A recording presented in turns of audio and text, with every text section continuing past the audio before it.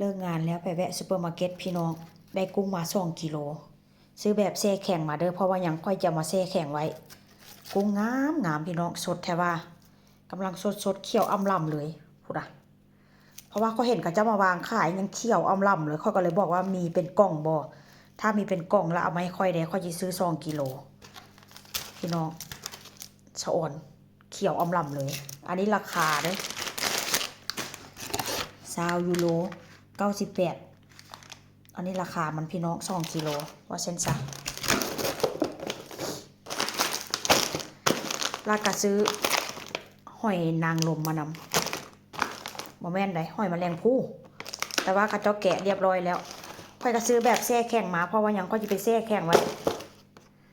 แล้วก็ได้ใส่กล่องมานำมึงแม่ใส่กล่องนะพี่น้องแต่สะอ่อนได้ป่ะส่วนหลายก็ซื้อแบบน้อยๆมากินแต่ว่ามื้อนี้จิลองกินเบิ่งมันสิแซ่บบ่แล้วก็มีปลาหมึกนำได้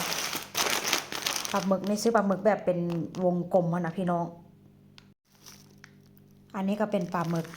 มึกซื้อแบบนี้มาสิซื้อมาตำกินพี่น้องซื้อมาตำกินว่าข้าวปุ้นแต่ว่ากระโดนเติบเราบ่ได้กินแบบนี้ว่าเส้นซะค่อยก็สิลองกินเบิ่งว่ามันสิแซ่บบ่นี่ล่ะซื้อเป็นแว่นเขาเจ้าหั่นเป็นแบบนี้มากินแซ่บๆซื้อมาประมาณ100 กว่าบาทนี่แหละ160 กว่าบาทพี่น้อง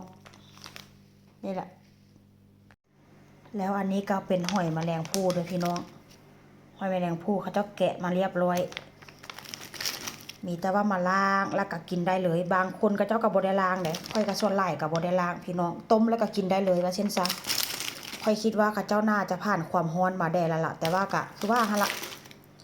ล้างดีๆแล้วค่อยกินพี่น้องล้างแล้วก็ไปต้มแล้วค่อยกินมาส่วนหลายมันจะเป็นแพ็คแบบนี้มาแพ็คแช่แข็งมาว่าเช่นซะเอาเลยดมมึงดูดมยังมักวะโอ้ยสุดหล่อบัดจิมักพี่น้องเลยมักยาดมกาถ้วยทองนี่นะเอามาแต่เมืองไทยซื้อมาแต่เซเว่นมึงดูแม่เบิ่งดูซื้อมาแต่เซเว่นนี่นะพี่น้องจักเพลกัดจักเพลต่อยนี่ห้าแต่เรื่องเอาอันยาดมนี่ใส่แต่แม่ไม่จิทาเฮ้อสิเด้อแขนหั่นน่ะสิเด้อไม่เพลกัดเพิ่นบุบอกเอายาม่องทาเฮ้อแด่ว่าเซ็นแต่ละมือแต่ละเว้นเลิกโรงเรียนมาก็จิมายาดมยาเอาแม่อุณาดมมึงดูยาน่ะดมมึงดูEse sabe qué nombre? ¿Sabe qué nombre? Yadom. Yadom. Ese en Tailandia, ¿eh? De vender en 7-Eleven. ¿Sabes 7-Eleven? No. No. Siempre tú compras cosas en 7-Eleven, ¿eh? เอาแม่กีฬาเหอะนั่งดีๆก็มากเอาไปดมแม่กีฬาเหอะเอาเถอะทาเสื้อบันนี้น่ะค่อยๆโอ้อย่ามันจะเส้นมันกระบอกหรอบุรุษค่อยไหนมันยี่แสบตาเด้อจะไปโจกมันลายเอาทาเสื้อบันนี้น่ะโอ้จะเป็นชาติเนาะ Un poquito más. Ya sabes, suave, no coge tanto, no coge tanto, ระวังมันที่แสบตาเนาะเอาไปเชื่อฉันแล้วแสบตารถนะพอแล้วลูกอย่าโจกหลายโอ้ยอีตัวรถประเด็นมัดตัวรถเอาใส่เอามัดเอาใส่เสื้อเอามือหั่นน่ะไอ้เอ๋เด่นตุ่มไอ้ละมันหนูไอ้เอ๋โอ้แล้วมือก็ดำเลยเนาะหำเอ้ยดำเลยเนาะยาดมกาถ้วยทองดมแล้วชื่นใจ